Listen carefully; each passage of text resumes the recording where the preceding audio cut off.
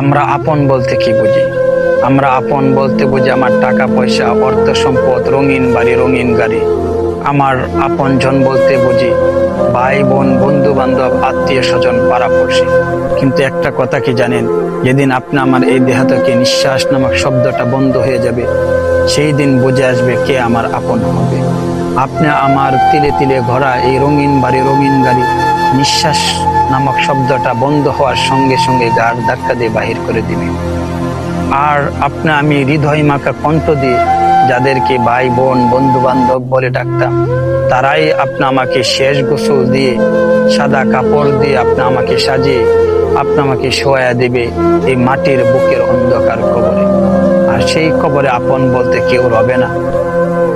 আপনি আমার সেই কবরের সাথী বানাইতে হলে আল্লাহকে ভয় করি। আমরা কবরের সামানা তৈরি করে যেন কবরের দিকে রওনা দিতে পারি।